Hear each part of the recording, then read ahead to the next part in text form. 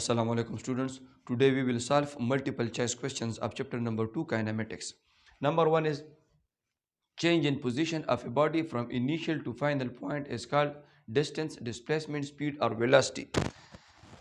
किसी ऑब्जेक्ट के दो पॉइंट्स के दरमियान चेंज इन पोजीशन को हम क्या कहते हैं? डिस्टेंस, डिस्प्लेसमेंट, स्पीड और वेलोसिटी. स्पीड और वेलोसिटी तो नहीं आ सकते. Why? Because time is not mention. हमें स्पेसिफिक टाइम नहीं दिया गया और इन दोनों में टाइम रिक्वायर्ड होता है. डिस्टेंस पर यूनिट टाइम और डिस्प्लेसमेंट पर यूनिट टाइम. तो इसी वजह से यहाँ टाइम का डिस्कशन नहीं है, तो इसी वजह से स्पीड और वेलोसिटी नहीं आ सकते. अब डिस्टेंस और डिस्प्लेसमेंट में हम सही ऑप्शन तलाश करेंगे, तो उसके लिए आपको डिस्टेंस और डिस्प्लेसमेंट का डिफिनीशन जानना लाजमी है. Distance is the length of the actual path between two points. Distance depends upon the length of the actual path between two points. दो पॉइंट्स के दरमियान जो एक्चुअल पाथ हो, किसी ऑब्जेक्ट ने अपने मोशन के दौरान जितना एक्चुअल पाथ कवर किया है, जितना एक्चुअल रास्ता कवर किया है, तो उसको हम डिस्टेंस कहते हैं. It is a scalar quantity. It can be a straight line or a curved path. Displacement is the change in position. Displacement दो पॉइंट्स के दरमियान सिर्फ उनका चेंज इन पोजीशन है. वो हमेशा ही स्ट्रेट लाइन होता है, स्ट्रेट डायरेक्टेड डिस्टेंस होता है. इसको समझने के लिए आप देखें, फर्ज करें हमारे पास दो पॉइंट्स है, ये आपका होम और ये स्कूल. तो ये होम का पोजीशन है और ये स्कूल का पोजीशन है. At this point home, at this point this is school. आप इस रास्ते से जाते हैं स्कूल, तो ये length of the actual path है. एक्चुअली आप इतना रास्ता कवर कर रहे हैं. आप इस रास्ते से जा रहे हैं जो स्कूल, तो ये भी length of the actual path है. सो डिस्टेंस डिपेंड अपॉन, आप फर्ज करें इस रास्ते से जा रहे हैं, तो ये भी length of the actual path है. This is distance. Displacement is the change in position. Displacement is length of the actual path पर डिपेंड नहीं करता, कोई बेइंहिसार नहीं करता. वो चेंज इन पोजीशन पर, अगर ये पॉइंट इन पोजीशंस पर हो तो change in position is called displacement. वो हमेशा ही स्ट्रेट लाइन होता है, क्योंकि change in position is the straight directed distance. वो स्ट्रेट डिस्टेंस होता है. तो इसी वजह से हम डिस्प्लेसमेंट को इस तरह से डिफाइन करते हैं कि the change in position between two points. अगर ये पॉइंट इनके दरमियान डिस्टेंस कोई भी हो सकता है, लेकिन डिस्प्लेसमेंट हमेशा ही स्ट्रेट लाइन होता है. हाँ, इन दोनों पॉइंट्स का पोजीशन चेंज हो जाए, फर्ज करें एक इस पोजीशन पे है और एक इस पोजीशन पे है, तो फिर डिस्प्लेसमेंट की मिकदार चेंज होगी. The change in position between two points, अब ये चेंज होगी. अब तो डिस्प्लेसमेंट इन दोनों पॉइंट्स के पोजीशन पर इन्हिसार करता है और डिस्टेंस इन दोनों पॉइंट्स के दरमियान जो length of the actual path है उस पर डिपेंड करता है. तो अब देखें यहाँ पर the change in position of a body from initial to final point, this is called displacement. So the correct option is displacement. Change in position, ये हमें डिस्प्लेसमेंट दिखा रहा है. Motion of screw of rotating fan is, एक rotating fan है तो उसके एक स्क्रू की हरकत कौन सी हरकत है? Either rotatory motion, vibratory motion, random motion और सर्कुलर मोशन. तो जहन में जो आता है फर्स्ट ऑप्शन में, तो वो ये आता है कि ये रोटेटरी मोशन है, क्योंकि ये फैन भी रोटेटिंग है. लेकिन अब जहन में याद रखें कि रोटेटरी मोशन अलग चीज़ है, सर्कुलर मोशन अलग चीज़ है. मैंने आपको टाइप्स ऑफ मोशन में ही बताया था कि सर्कुलर मोशन ट्रांसलेटरी मोशन का एक किस्म है, जिसमें एक बॉडी कंटिन्यूसली अपनी जगह को तब्दील कर रहा होता है. रोटेटरी मोशन वो अलग किस्म का मोशन है, उसमें कोई ऑब्जेक्ट अपनी जगह को तब्दील नहीं करता, बल्कि अपनी जगह पर रहकर क्या करता है, अपने फिक्स्ड एक्सिस के गिर्द घूमता है. फर्ज करें ये एक स्क्रू है, ये मार्कर को आप देखिए, फर्ज करें ये एक स्क्रू है, तो इसका अगर इस तरह का हरकत हो तो ये रोटेटरी मोशन है. अपने जगह पर रहकर फिक्स्ड एक्सिस के गिर्द घूमना, ये इसका रोटेटरी मोशन है. लेकिन अगर हम इसको एक वायर से बांध दे और इसको इस तरह का हरकत दे दे, ये हरकत, तो ये इसका सर्कुलर मोशन है. इस हरकत में ये अपने पोजीशन को, इस हरकत में ये अपने पोजीशन को तब्दील कर रहा है. This is it's circular motion. हाँ, एक बॉडी एक ही वक्त पर सर्कुलर और रोटेटरी मोशन दोनों ही परफॉर्म कर सकता है. अगर ये इस तरह का हरकत भी परफॉर्म करे और इस तरह सर्कुलर का मोशन भी, तो ये फिर एक ही वक्त में रोटेटरी मोशन भी परफॉर्म कर रहा है और सर्कुलर मोशन भी परफॉर्म कर रहा है. तो ये तो फर्क है रोटेटरी मोशन में और सर्कुलर मोशन में. दो नंबर पॉइंट आप जहन में ये रखें कि अगर कोई ऑब्जेक्ट रोटेटरी मोशन परफॉर्म कर रहा हो, तो उसका हर पॉइंट, उसका हर पार्टिकल सर्कुलर मोशन परफॉर्म करता है. अगर एक ऑब्जेक्ट रोटेटरी मोशन परफॉर्म करता है, तो उसका हर पॉइंट उस फिक्स एक्सिस के गिर्द सर्कुलर मोशन परफॉर्म करता है। उसको समझने के लिए आप देखें, फर्ज करें ये नोटबुक, ये एक रिजिड बॉडी है, इसको अगर हम इस तरह से हरकत दें तो ये रोटेटरी मोशन है इसका, ये अपने अपनी जगह पर रहकर अपने एक फिक्स एक्सिस के गिर्द घूमता है। So this is rotatory motion. लेकिन फर्ज करें ये एस, ये ओ, ये एन, ये वाई वगैरह कोई भी अब ले ले, फर्ज करें ये इसका एक पार्टिकल है। तो अब देखें इसके रोटेटरी मोशन के दौरान इसका ये पार्टिकल सर्कुलर मोशन परफॉर्म करता है। ये फर्ज करें फिक्स एक्सिस ऑफ रोटेशन है। तो इसका मिसाल इस तरह है कि हमने इस पार्टिकल को एक धागे से बांधकर इसको सर्कुलर मोशन दे रहे हैं, क्योंकि ये अपने पोजीशन को चेंज कर रहा है। एट एनी इंस्टेंट ये अपने पोजीशन को चेंज कर रहा है फिक्स एक्सिस के गिर्द। तो इसी वजह से रोटेटरी मोशन के दौरान इस पैटर्न पर आपका एक कंसेप्चुअल क्वेश्चन में भी है कि एक ऑब्जेक्ट जो रोटेटरी मोशन जब परफॉर्म करता है तो उसका हर पार्टिकल, हर पॉइंट सर्कुलर मोशन परफॉर्म करता है। अब आते हैं क्वेश्चन की तरफ कि ये फर्ज करें ये एक स्क्रू है, ये एक फैन में लगा हुआ है, वो फैन तो रोटेट हो रहा है लेकिन ये स्क्रू अपने फिक्स एक्सिस के गिर्द इस तरह का हरकत परफॉर्म करेगा। ये इस तरह से नहीं घूमता बल्कि ये इस तरह का हरकत परफॉर्म करता है उस फैन में। तो इसी वजह से इसका मोशन एक्चुअल में ये सर्कुलर मोशन है। सो here the correct option is circular motion. A cyclist is moving in westward direction and produces a deceleration of 8 meters per second to stop. The direction of its acceleration is towards. अब देखिए एक motorcyclist है वो westward, ये फर्ज करें ये news है नॉर्थ, साउथ, वेस्ट और ईस्ट।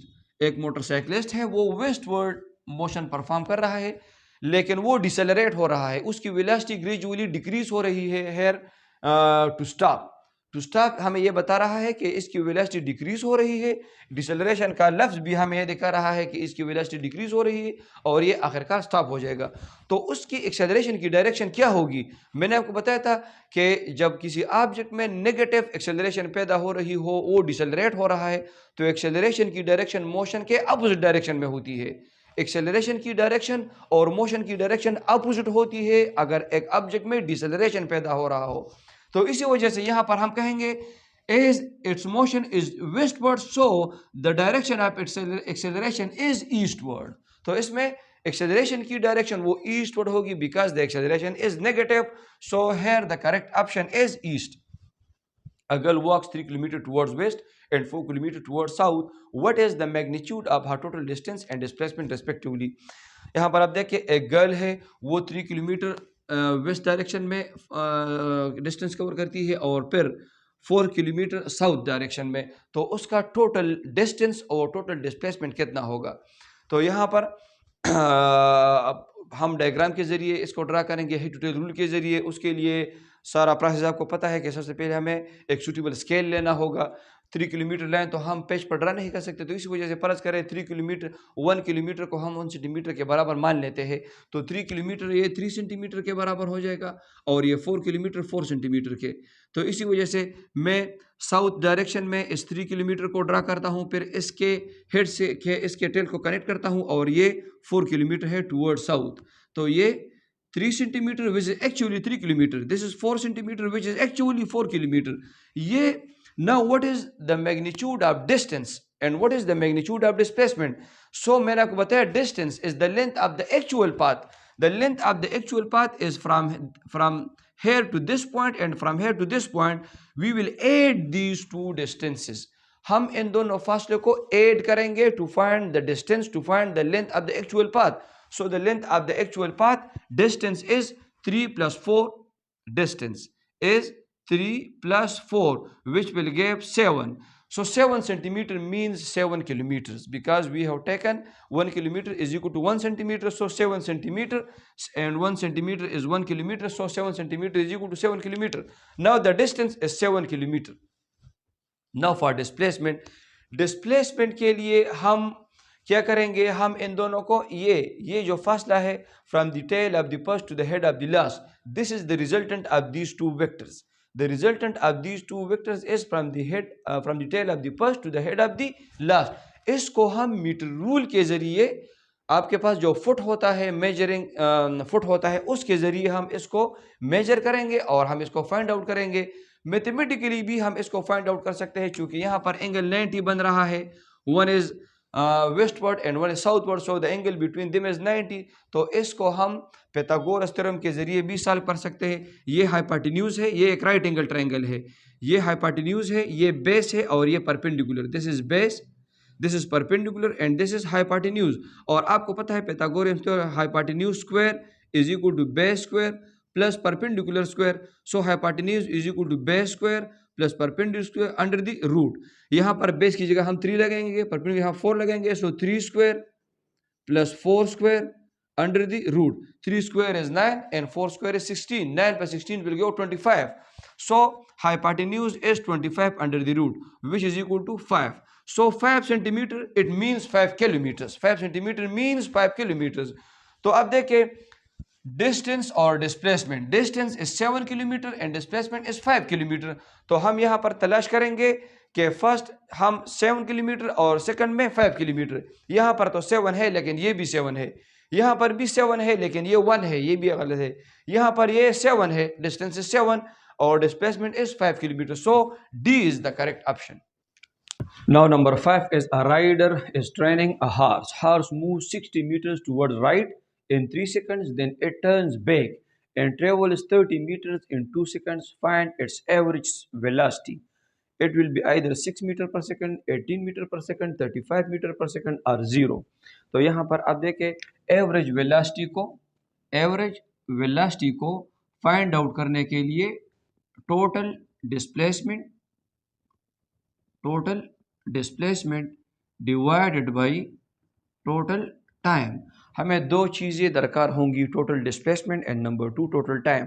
टोटल टाइम तो मालूम है 2 seconds and plus 3 seconds it will give 5 seconds, लेकिन टोटल डिस्प्लेसमेंट उसको हम फाइंड आउट करते हैं। आप देखिए first of all it had moved 60 metre, suppose this shows 60 meters towards right, then it turns back and traveled 30 meters, this shows suppose 30 meters towards in backward direction।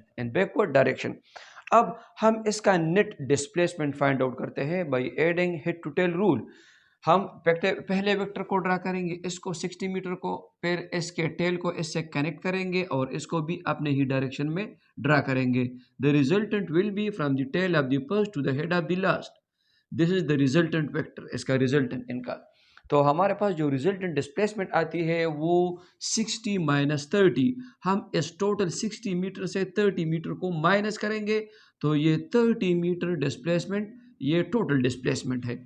Now average velocity is 30 meter divided by 5 seconds. It will give 6 meter per second. So the correct option is 6 meter per second. If a cyclist has an acceleration of 2 meter per second square for 5 seconds, the change in velocity of the cyclist is। ये इंतहाई easy है। हम acceleration के लिए जो mathematical form है a is equal to del we by del T, ये use करेंगे। डेल वी हमें फाइंड आउट करना है, डेल टी की वैल्यू a की वैल्यूज गिवन है, तो हम डेल टी को यहाँ पर भी मल्टीप्लाई करते हैं, डेल टी को यहाँ पर भी मल्टीप्लाई करते हैं, ये दोनों कैंसिल आउट हो जाएंगे। Del v is equal to a multiply by del t. अब आप देखिए a की वैल्यू वो 2 मीटर पर सेकंड स्क्वायर है और t की वैल्यू 5 सेकंड्स है, तो हम 2 और 5 को मल्टीप्लाई करेंगे। यहाँ पर मैं डायरेक्टली वैल्यूज लगाता हूँ, 2 multiply by 5, so 2 5s are 10, the value is 10 meter per second, the change in velocity is 10 meter per second।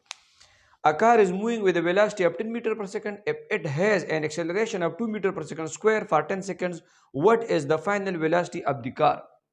ये जो वेलोसिटी गिवन है ये इनिशियल वेलोसिटी है, एक्सेलरेशन भी गिवन है, टाइम भी गिवन है और फाइनल वेलोसिटी को फाइंड आउट करना है।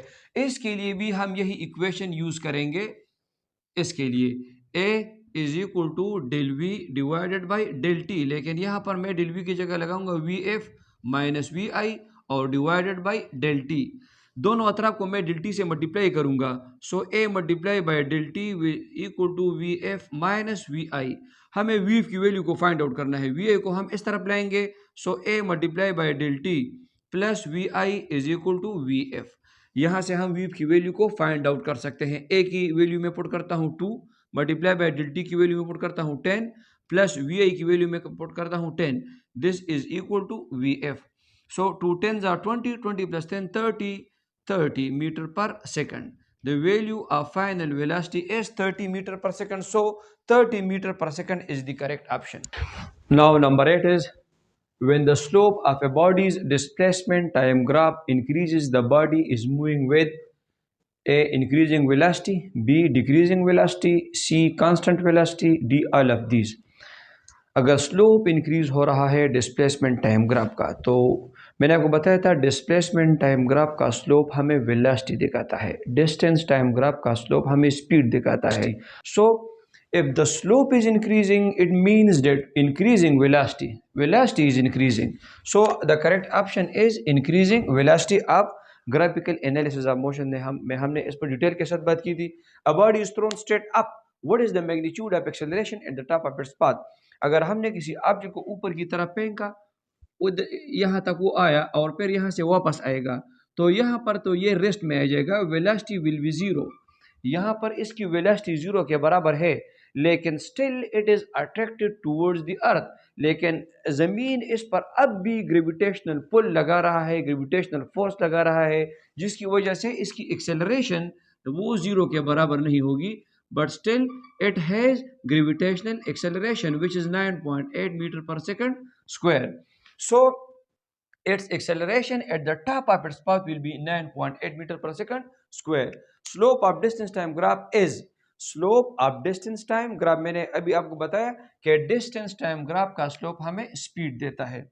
Area under the speed time graph is equal to, speed time graph है तो इसका एरिया हमें डिस्टेंस देता है. अगर in 5 seconds a car accelerates so that its velocity increases by 20 meter per second, the acceleration is, हमें time दिए गए हैं और इंक्रीज इन वेलोसिटी. यहाँ पर आप देखिए एक्सेलरेशन वो del we by del t के बराबर होती है एक्सेलरेशन.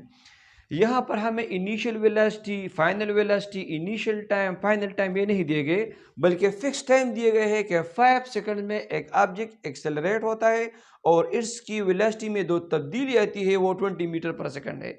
इसकी वेलोसिटी में जो इंक्रीज आता है वो 20 है, either from 10 to 30, from 20 to 40, from 40 to 60, but it is 20. और टाइम भी हमें नहीं दिए गए कि आइदर फ्रॉम 5 to 10, 10 to 15, बस फिक्स हमें दिए गए हैं कि 5 सेकंड है. तो यहाँ पर हम वैल्यूज लगाएंगे. आप देखें डेल वी की वैल्यू 20 मीटर पर सेकंड है और डेल टी की वैल्यू 5 है. इंतहाई इजी, अगर हम इसको डिवाइड कर दें तो a will be equal to 4 metre per second square. So the correct option is 4 meter per second square. Now 13, ball dropped freely from a tower reaches the ground in 4 seconds. The speed of impact of the ball is, एक बड़े tower से एक ball को छोड़ा गया ज़मीन की तरफ, वो 4 सेकंड्स लेता है यहाँ तक पहुँचने के लिए, 4 सेकंड्स. तो उसकी स्पीड को यहाँ पर फाइंड आउट करना है, जिस स्पीड के साथ वो ग्राउंड से स्ट्राइक करेगा, ग्राउंड से टकराएगा, उस स्पीड को फाइंड आउट करना है. मैंने आपको बताया था कि फ्री फॉल मोशन में जब हम किसी जिस्म को नीचे की तरफ छोड़ते हैं, नीचे की तरफ, तो उसका इनिशियल स्पीड जीरो के बराबर होता है और जिस स्पीड के साथ ये ज़मीन के साथ टकराता है वो उसका फाइनल स्पीड होता है. तो हमें यहाँ पर उसका फाइनल स्पीड मालूम करना है. इनिशियल स्पीड जीरो के बराबर लेंगे, टाइम 4 सेकंड्स के बराबर है और एक्सेलरेशन वो एक्सेलरेशन ड्यू टू ग्रेविटी है. हम एक्सेलरेशन के लिए वही इक्वेशन यूज करेंगे, del v divide by del t, but for free fall motion a is equal to g for free fall motion. यहाँ पर हमें एक लफ्ज लिखा गया है, यहाँ पर बॉल ड्रॉप्ड फ्रीली, ये फ्री फॉल मोशन है. फ्री फॉल मोशन में a is equal to g होता है, तो g is equal to del we by del t. हम लिख सकते हैं v minus v i divide by del t. Del t से हम मल्टीप्लाई करेंगे दोनों तरफ को, यहाँ पर भी डेल टी से मल्टीप्लाई करेंगे, वैल्यूज पुट करेंगे. वी एफ को फाइंड आउट करना है, माइनस वी आई 0 के बराबर है, डेल टी 4 के बराबर है और जी 9.8 के बराबर है. We f minus 0 is V F. 4 multiplied by 9.8 is 39.2 meter per second. So the correct option, the velocity with which the ball will strike the ground is 39.2 meter per second. Which of the following distance time graph represent increasing speed of a car? In graphs में कौन सा graph हमें एक body का increasing speed दिखा रहा है? मैंने अब पिछले एमसीक्यूज में आपको बताया अभी कि जो ग्राफ हमें इंक्रीजिंग, जिसका स्लोप इंक्रीजिंग हो, वो हमें इंक्रीजिंग वेलोसिटी दिखाएगा। तो यहाँ पर इसका स्लोप इंक्रीजिंग नहीं है। यहाँ पर हमें अब देखिए, यहाँ पर ये पॉइंट्स हमें दिखा रहा है कि डिस्टेंस नहीं बढ़ रहा। अगर फर्ज करें इस पर डिस्टेंस हो और इस पर इस एक्सिस पर टाइम हो, ये डिस्टेंस टाइम ग्राफ है, तो डिस्टेंस वही रहता है और टाइम बढ़ रहा है। तो यहाँ पर डिस्टेंस चेंज नहीं हो रहा तो स्पीड सिरे से पैदा नहीं हो रहा। तो यहाँ पर ये इंक्रीजिंग स्पीड हमें नहीं दिखा रहा। इसको अगर आप देखें तो इसका जो स्लोप है वो कांस्टेंट रहता है, स्लोप इसका कांस्टेंट रहता है। अगर आप कैलकुलेशंस करें, आप ग्राफिकल एनालिसिस ऑफ मोशन देखें, तो वहाँ पर मैंने आपको डिटेल के साथ इस पर बात की है। यहाँ पर स्लोप कांस्टेंट रहता है। Which of the following distance time graph represent increasing speed? ये हमें इंक्रीजिंग स्पीड नहीं दिखा रहा, बल्कि ये हमें कांस्टेंट स्पीड दिखा रहा है। यहाँ पर अगर हम देखें तो ये हमें इंक्रीजिंग स्पीड दिखा रहा है। ये ग्राफ सी ऑप्शन, ये हमें इंक्रीजिंग स्पीड और ये हमें डिक्रीजिंग स्पीड दिखा रहा है। There is no speed here, there is constant, there is no speed, there is constant speed, there is here increasing speed and there is decreasing speed. ये MCQs मैंने आपको बताया कई तरीकों से आ सकता है। यहाँ पर कांस्टेंट स्पीड भी आ सकता है, फिर आप यहाँ पर हमारा ये ऑप्शन सही होगा। ये नो स्पीड आ सकता है, तो फिर हमारा ऑप्शन ये ठीक होगा। डिक्रीजिंग स्पीड भी आ सकता है, फिर ये लास्ट वाला ऑप्शन सही होगा। बट हेयर जो ग्राफ हमें इंक्रीजिंग स्पीड दिखा रहा है वो यहाँ पर है।